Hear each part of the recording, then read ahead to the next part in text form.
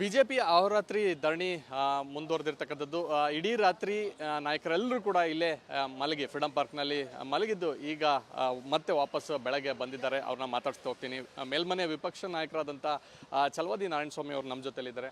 Sir, freedom ಪಾರ್ಕಲ್ಲಿ ಈವರೆಗೂ ಆಶಾ ಕಾರ್ಯಕರ್ತರು ಅಥವಾ ಬೇರೆ ಬೇರೆ ಸಂಘಟನೆಯ ಒಂದು ಮಹಿಳೆಯರಾಗಿರ್ಬೋದು ಅಥವಾ ಪುರುಷರಾಗಿರ್ಬೋದು ಬೇರೆ ಬೇರೆ ರೀತಿಯ ಹಂತದಲ್ಲಿ ಬೇಡಿಕೆಗಾಗಿ ಹೋರಾಟವನ್ನು ಮಾಡ್ತಾ ಇದ್ರು. ಇವತ್ತು ಬೆಲೆ ಏರಿಕೆ ವಿರುದ್ಧ ಬಿಜೆಪಿ ವಿಪಕ್ಷವಾಗಿ ಮತ್ತು ಜನರ ಒಂದು ನಾಡಿಮಿಡಿತವಾಗಿ ಹೋರಾಟವನ್ನು ಮಾಡ್ತಾ ಇದೆ.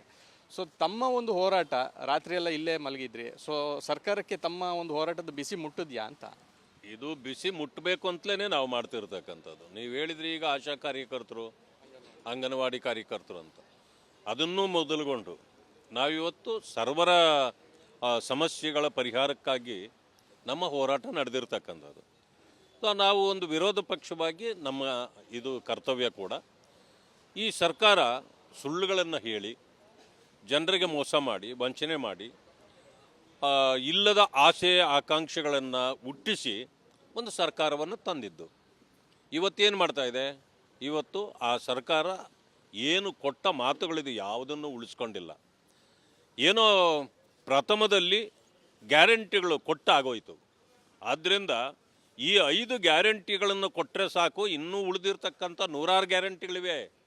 ಆದರೆ ಒಂದನ್ನು ಕೂಡ ಮಾಡೋ ಪರಿಸ್ಥಿತಿಯಲ್ಲಿ ಅವರಿಲ್ಲ. ಯಾಕೆಂತಂದರೆ ಅವರಲ್ಲಿ ಹಣ ಇಲ್ಲ. ಹಣ ಯಾಕಿಲ್ಲ ಅನ್ನೋದು ನಮ್ಮ ಪ್ರಶ್ನೆ. ನೀವು ಸಾಲ ಮಾಡಿದ್ದೀರಿ 1,16,000 ಕೋಟಿ. ಜೊತೆಯಲ್ಲಿ ಈಗ ಎಲ್ಲದರ ಮೇಲೂ ನೀವು ಟ್ಯಾಕ್ಸ್ಗಳನ್ನು ಏರಿಸಿದ್ದೀರಿ. ಇದುವರೆಗೂ ನೀವು ಯಾವುದು ಟ್ಯಾಕ್ಸ್ ಬಿಟ್ಟಿದ್ದೀರಿ ಅಂತ ಹೇಳಿ ನೋಡೋಣ. ಮೊದಲನೇ ಸುತ್ತಾಯಿತು, 2ನೇ ಸುತ್ತಾಯಿತು, ಈಗ 3ನೇ ಸುತ್ತು ಟ್ಯಾಕ್ಸ್ಗಳನ್ನು ಏರಿಸ್ತಿದ್ದೀರಿ. ಈಗ ಡೀಸೆಲ್ ಮೇಲೆ 2 ರೂಪಾಯಿ ಏರಿಸಿದರು. ಯಾರು ಪತ್ರಕರ್ತರು ಕೇಳಿದ್ದಕ್ಕೆ ಅದು ನಾವಲ್ಲ ಕೇಂದ್ರ ಅಂತ. ಕೇಂದ್ರ ಬಂತ ಈಗ ಮಾಡಲಿಕ್ಕೆ? ಅಂದರೆ ಎಷ್ಟು ಚೆನ್ನಾಗಿ ಸುಳ್ಳುಗಳು ಹೇಳ್ತಾರೆ. ಇವರು ಮಂತ್ರಿಗಳಾಗಿ ಮುಂದುವರಿಯಲಿಕ್ಕೂ ಕೂಡ ಯೋಗ್ಯರಲ್ಲ. ಯಾರು ಸರ್ ಆ ಥರ ಹೇಳಿದ್ದು? ಇದು ನಮ್ಮ ಲಕ್ಷ್ಮೀ ಹೆಬ್ಬಾಳ್ಕರ್ ಅಕ್ಕ ಹೇಳಿದಾರಲ್ಲ, ಅದು ಕೇಂದ್ರ ಮಾಡೋದು ನಾವಲ್ಲ ಅಂತ. ಮತ್ತು ಇವರು ಯಾಕೆ ಮಾಡಿದ್ರಿ? ಚೆಸ್ ನೀವು ಜಾಸ್ತಿ ಮಾಡಿರೋದು.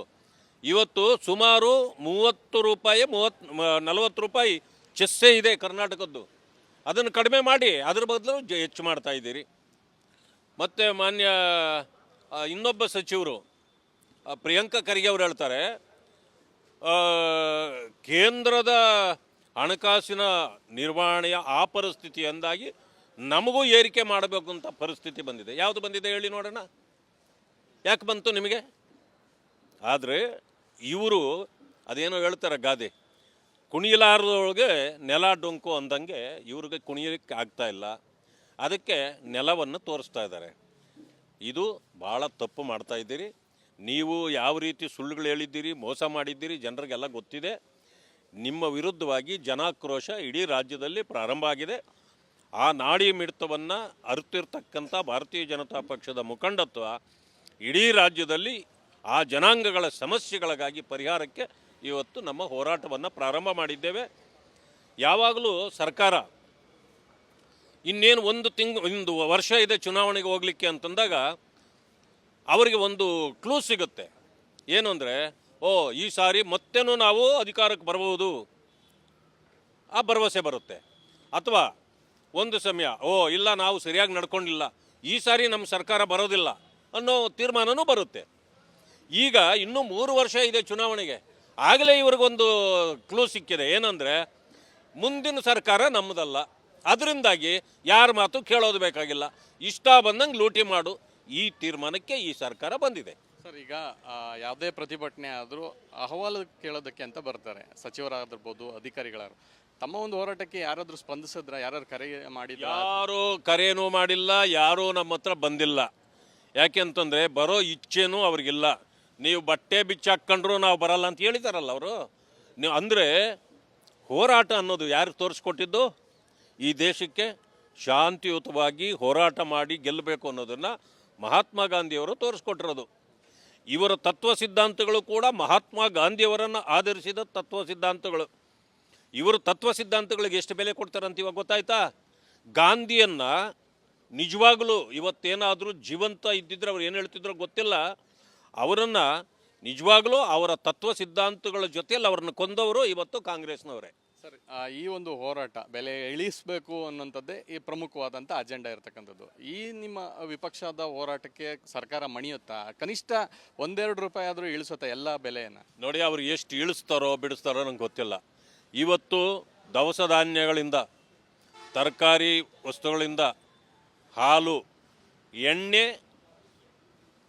ಅದು ಅಡುಗೆ ಎಣ್ಣೆ ಇರ್ಬೋದು, ಮೈ ಎಣ್ಣೆ ಇರ್ಬೋದು, ಒಳಗಾಕ್ಕಳ ಎಣ್ಣೆ ಇರ್ಬೋದು, ಎಲ್ಲ ಎಣ್ಣೆಗಳು ಪ್ರತಿಯೊಂದರ ರೇಟು ಹೆಚ್ಚಾಗಿದೆ. ಇದಕ್ಕೆ ಕಾರಣ ಏನು? ಅವರಿಗೆ ಕಾರಣ ಕೊಡಲಿಕ್ಕೆ ಸಾಧ್ಯ ಇಲ್ಲ. ನೀವೇನಾದರೂ ಅಭಿವೃದ್ಧಿ ಕಾರ್ಯಗಳು ಮಾಡ್ತಾ ಇದ್ದಿದ್ರೆ, ನೀವು ಹೆಚ್ಚಿನ ಹಣ ಬಂದು ಯಾವುದೋ ಪ್ರಾಜೆಕ್ಟ್ಗಳು ತೊಗೊಂಡಿದ್ದೀವಿ ಅದು ಮಾಡ್ತಾ ಇದ್ದೀವಿ, ಇದು ಏನೂ ಇಲ್ಲ. ಬೆಂಗಳೂರು ಅಭಿವೃದ್ಧಿಗೆ ಹೋದ ಬಡ್ಜೆಟ್ನಲ್ಲಿ 40,000 ಕೋಟಿ ಅಂಟಿದ್ರು, ಎಲ್ಲಿ ಖರ್ಚು ಮಾಡಿದ್ದಾರೆ? ಹೋಗಲಿ, ಆ ಇಟ್ಟ ದುಡ್ಡು ಎಲ್ಲಿ ಹೋಯ್ತು? ಇದಕ್ಕೆ ಉತ್ತರ ಕೊಡಲಿಕ್ಕೆ ಅವರಲ್ಲಿ ಸಾಧ್ಯ ಇಲ್ಲ. ಇದೊಂದು ಲೂಟಿ ಸರ್ಕಾರ. ಈ ಲೂಟಿ ಮಾಡೋ ಸರ್ಕಾರನ ಬೇಗ ಕಳಿಸ್ಕೊಡ್ಬೇಕು ವಾಪಸ್ಸು ಅನ್ನೋದು ಜನರ ತೀರ್ಮಾನ. ಅದಕ್ಕೆ ಬದ್ಧರಾಗಿ ನಾವು ಹೋರಾಟ ಮಾಡ್ತಾ ಇದ್ದೀವಿ. Sir, thank you. ಇದು ವಿಪಕ್ಷ ನಾಯಕರಾದಂಥ ಛಲವಾದಿ ನಾರಾಯಣಸ್ವಾಮಿ ಅವರ ಮಾತು. ಕ್ಯಾಂಪರ್ಸನ್ನ ರಾಘವೇಂದ್ರ ಜೊತೆ ಚಂದ್ರಶೇಖರ್, ರಿಪಬ್ಲಿಕ್ ಕನ್ನಡ, ಬೆಂಗಳೂರು. ಬಿಜೆಪಿ ಅಹೋರಾತ್ರಿ ಧರಣಿ ಮುಂದುವರೆದಿರ್ತಕ್ಕಂಥದ್ದು.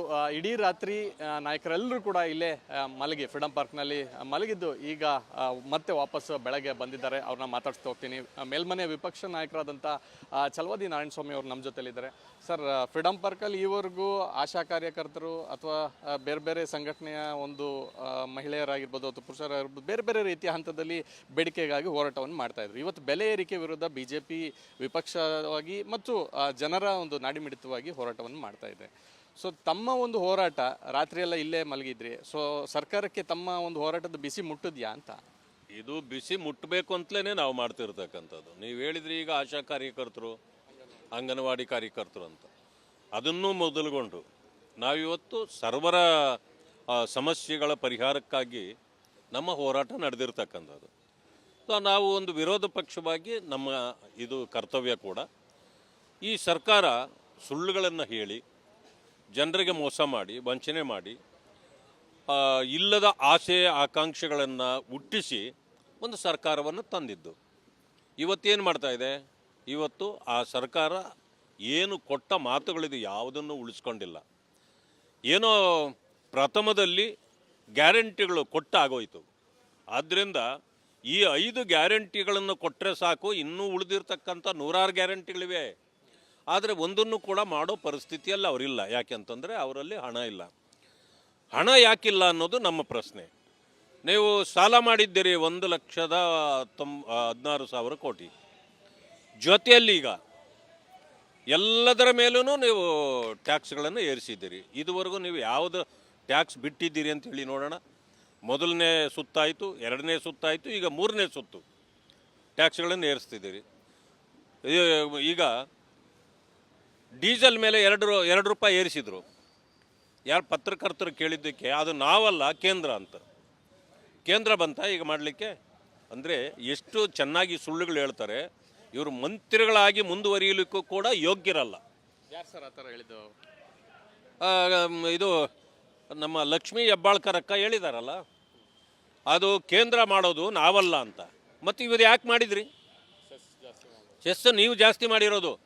ಇವತ್ತು ಸುಮಾರು 30 ರೂಪಾಯಿ 40 ರೂಪಾಯಿ ಚೆಸ್ಸೇ ಇದೆ ಕರ್ನಾಟಕದ್ದು.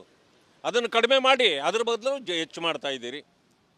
ಮತ್ತು ಮಾನ್ಯ ಇನ್ನೊಬ್ಬ ಸಚಿವರು ಪ್ರಿಯಾಂಕಾ ಖರ್ಗೆ ಅವರು ಹೇಳ್ತಾರೆ,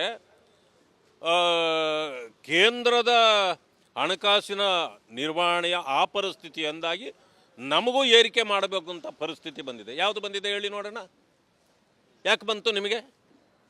ಆದರೆ ಇವರು ಅದೇನೋ ಹೇಳ್ತಾರೆ ಗಾದೆ, ಕುಣಿಯಲಾರದೊಳಗೆ ನೆಲ ಡೊಂಕು ಅಂದಂಗೆ ಇವ್ರಿಗೆ ಕುಣಿಯಲಿಕ್ಕೆ ಆಗ್ತಾ ಇಲ್ಲ. ಅದಕ್ಕೆ ನೆಲವನ್ನು ತೋರಿಸ್ತಾ ಇದ್ದಾರೆ. ಇದು ಭಾಳ ತಪ್ಪು ಮಾಡ್ತಾ ಇದ್ದೀರಿ. ನೀವು ಯಾವ ರೀತಿ ಸುಳ್ಳುಗಳು ಹೇಳಿದ್ದೀರಿ, ಮೋಸ ಮಾಡಿದ್ದೀರಿ, ಜನರಿಗೆಲ್ಲ ಗೊತ್ತಿದೆ. ನಿಮ್ಮ ವಿರುದ್ಧವಾಗಿ ಜನಾಕ್ರೋಶ ಇಡೀ ರಾಜ್ಯದಲ್ಲಿ ಪ್ರಾರಂಭ ಆಗಿದೆ. ಆ ನಾಡಿ ಮಿಡಿತವನ್ನು ಅರಿತಿರ್ತಕ್ಕಂಥ ಭಾರತೀಯ ಜನತಾ ಪಕ್ಷದ ಮುಖಂಡತ್ವ ಇಡೀ ರಾಜ್ಯದಲ್ಲಿ ಆ ಜನಾಂಗಗಳ ಸಮಸ್ಯೆಗಳಿಗಾಗಿ ಪರಿಹಾರಕ್ಕೆ ಇವತ್ತು ನಮ್ಮ ಹೋರಾಟವನ್ನು ಪ್ರಾರಂಭ ಮಾಡಿದ್ದೇವೆ. ಯಾವಾಗಲೂ ಸರ್ಕಾರ ಇನ್ನೇನು ಒಂದು ವರ್ಷ ಇದೆ ಚುನಾವಣೆಗೆ ಹೋಗಲಿಕ್ಕೆ ಅಂತಂದಾಗ ಅವರಿಗೆ ಒಂದು ಕ್ಲೂ ಸಿಗುತ್ತೆ. ಏನು ಅಂದರೆ, ಓ ಈ ಸಾರಿ ಮತ್ತೇನೂ ನಾವು ಅಧಿಕಾರಕ್ಕೆ ಬರ್ಬೋದು, ಆ ಭರವಸೆ ಬರುತ್ತೆ. ಅಥವಾ ಒಂದು ಸಮಯ, ಓ ಇಲ್ಲ ನಾವು ಸರಿಯಾಗಿ ನಡ್ಕೊಂಡಿಲ್ಲ, ಈ ಸಾರಿ ನಮ್ಮ ಸರ್ಕಾರ ಬರೋದಿಲ್ಲ ಅನ್ನೋ ತೀರ್ಮಾನವೂ ಬರುತ್ತೆ. ಈಗ ಇನ್ನೂ 3 ವರ್ಷ ಇದೆ ಚುನಾವಣೆಗೆ, ಆಗಲೇ ಇವ್ರಿಗೊಂದು ಕ್ಲೂ ಸಿಕ್ಕಿದೆ. ಏನಂದರೆ, ಮುಂದಿನ ಸರ್ಕಾರ ನಮ್ಮದಲ್ಲ, ಅದರಿಂದಾಗಿ ಯಾರ ಮಾತು ಕೇಳೋದು ಬೇಕಾಗಿಲ್ಲ, ಇಷ್ಟ ಬಂದಂಗೆ ಲೂಟಿ ಮಾಡು, ಈ ತೀರ್ಮಾನಕ್ಕೆ ಈ ಸರ್ಕಾರ ಬಂದಿದೆ. ಸರ್, ಈಗ ಯಾವುದೇ ಪ್ರತಿಭಟನೆ ಆದರೂ ಅಹವಾಲು ಕೇಳೋದಕ್ಕೆ ಅಂತ ಬರ್ತಾರೆ ಸಚಿವರಾಗಿರ್ಬೋದು, ಅಧಿಕಾರಿಗಳಾದ್ರು. ತಮ್ಮ ಒಂದು ಹೋರಾಟಕ್ಕೆ ಯಾರಾದರೂ ಸ್ಪಂದಿಸಿದ್ರ? ಯಾರು ಕರೆ ಮಾಡಿದ್ರ? ಯಾರೂ ಕರೆಯೂ ಮಾಡಿಲ್ಲ, ಯಾರೂ ನಮ್ಮ ಹತ್ರ ಬಂದಿಲ್ಲ. ಯಾಕೆಂತಂದರೆ ಬರೋ ಇಚ್ಛೆನೂ ಅವ್ರಿಗಿಲ್ಲ. ನೀವು ಬಟ್ಟೆ ಬಿಚ್ಚಾಕೊಂಡ್ರು ನಾವು ಬರಲ್ಲ ಅಂತ ಹೇಳಿದಾರಲ್ಲ ಅವರು. ನೀವು ಅಂದರೆ ಹೋರಾಟ ಅನ್ನೋದು ಯಾರು ತೋರಿಸ್ಕೊಟ್ಟಿದ್ದು? ಈ ದೇಶಕ್ಕೆ ಶಾಂತಿಯುತವಾಗಿ ಹೋರಾಟ ಮಾಡಿ ಗೆಲ್ಲಬೇಕು ಅನ್ನೋದನ್ನು ಮಹಾತ್ಮ ಗಾಂಧಿಯವರು ತೋರಿಸ್ಕೊಟ್ಟಿರೋದು. ಇವರ ತತ್ವ ಸಿದ್ಧಾಂತಗಳು ಕೂಡ ಮಹಾತ್ಮ ಗಾಂಧಿಯವರನ್ನು ಆಧರಿಸಿದ ತತ್ವ ಸಿದ್ಧಾಂತಗಳು. ಇವರು ತತ್ವ ಸಿದ್ಧಾಂತಗಳಿಗೆ ಎಷ್ಟು ಬೆಲೆ ಕೊಡ್ತಾರಂತ ಇವಾಗ ಗೊತ್ತಾಯ್ತಾ? ಗಾಂಧಿಯನ್ನು ನಿಜವಾಗಲೂ ಇವತ್ತೇನಾದರೂ ಜೀವಂತ ಇದ್ದಿದ್ರೆ ಅವ್ರು ಏನು ಹೇಳ್ತಿದ್ರೋ ಗೊತ್ತಿಲ್ಲ, ಅವರನ್ನು ನಿಜವಾಗಲೂ ಅವರ ತತ್ವ ಸಿದ್ಧಾಂತಗಳ ಜೊತೆಯಲ್ಲಿ ಅವ್ರನ್ನ ಕೊಂದವರು ಇವತ್ತು ಕಾಂಗ್ರೆಸ್ನವರೇ. ಸರ್, ಈ ಒಂದು ಹೋರಾಟ ಬೆಲೆ ಇಳಿಸಬೇಕು ಅನ್ನೋಂಥದ್ದೇ ಈ ಪ್ರಮುಖವಾದಂಥ ಅಜೆಂಡಾ ಇರತಕ್ಕಂಥದ್ದು. ಈ ನಿಮ್ಮ ವಿಪಕ್ಷದ ಹೋರಾಟಕ್ಕೆ ಸರ್ಕಾರ ಮಣಿಯುತ್ತಾ? ಕನಿಷ್ಠ 1-2 ರೂಪಾಯಿ ಆದರೂ ಇಳಿಸುತ್ತಾ ಎಲ್ಲ ಬೆಲೆಯನ್ನು? ನೋಡಿ, ಅವ್ರು ಎಷ್ಟು ಇಳಿಸ್ತಾರೋ ಬಿಡಿಸ್ತಾರೋ ನಂಗೆ ಗೊತ್ತಿಲ್ಲ. ಇವತ್ತು ದವಸ ಧಾನ್ಯಗಳಿಂದ, ತರಕಾರಿ ವಸ್ತುಗಳಿಂದ, ಹಾಲು, ಎಣ್ಣೆ, ಅದು ಅಡುಗೆ ಎಣ್ಣೆ ಇರ್ಬೋದು, ಮೈ ಎಣ್ಣೆ ಇರ್ಬೋದು, ಒಳಗಾಕ್ಕಳ ಎಣ್ಣೆ ಇರ್ಬೋದು, ಎಲ್ಲ ಎಣ್ಣೆಗಳು ಪ್ರತಿಯೊಂದರ ರೇಟು ಹೆಚ್ಚಾಗಿದೆ. ಇದಕ್ಕೆ ಕಾರಣ ಏನು? ಅವರಿಗೆ ಕಾರಣ ಕೊಡಲಿಕ್ಕೆ ಸಾಧ್ಯ ಇಲ್ಲ. ನೀವೇನಾದರೂ ಅಭಿವೃದ್ಧಿ ಕಾರ್ಯಗಳು ಮಾಡ್ತಾ ಇದ್ದಿದ್ರೆ, ನೀವು ಹೆಚ್ಚಿನ ಹಣ ಬಂದು ಯಾವುದೋ ಪ್ರಾಜೆಕ್ಟ್ಗಳು ತೊಗೊಂಡಿದ್ದೀವಿ, ಅದು ಮಾಡ್ತಾ ಇದ್ದೀವಿ, ಇದು ಏನೂ ಇಲ್ಲ. ಬೆಂಗಳೂರು ಅಭಿವೃದ್ಧಿಗೆ ಹೋದ ಬಡ್ಜೆಟ್ನಲ್ಲಿ 40,000 ಕೋಟಿ ಅಂಟಿದ್ರು, ಎಲ್ಲಿ ಖರ್ಚು ಮಾಡಿದ್ದಾರೆ? ಹೋಗಲಿ, ಆ ಇಟ್ಟ ದುಡ್ಡು ಎಲ್ಲಿ ಹೋಯ್ತು? ಇದಕ್ಕೆ ಉತ್ತರ ಕೊಡಲಿಕ್ಕೆ ಅವರಲ್ಲಿ ಸಾಧ್ಯ ಇಲ್ಲ. ಇದೊಂದು ಲೂಟಿ ಸರ್ಕಾರ. ಈ ಲೂಟಿ ಮಾಡೋ ಸರ್ಕಾರನ ಬೇಗ ಕಳಿಸ್ಕೊಡ್ಬೇಕು ವಾಪಸ್ಸು ಅನ್ನೋದು ಜನರ ತೀರ್ಮಾನ. ಅದಕ್ಕೆ ಬದ್ಧರಾಗಿ ನಾವು ಹೋರಾಟ ಮಾಡ್ತಾ ಇದ್ದೀವಿ. Sir, thank you. ಇದು ವಿಪಕ್ಷ ನಾಯಕರಾದಂಥ ಛಲವಾದಿ ನಾರಾಯಣಸ್ವಾಮಿ ಅವರ ಮಾತು. ಕ್ಯಾಂಪರ್ಸನ್ನ ರಾಘವೇಂದ್ರ ಜೊತೆ ಚಂದ್ರಶೇಖರ್, ರಿಪಬ್ಲಿಕ್ ಕನ್ನಡ, ಬೆಂಗಳೂರು.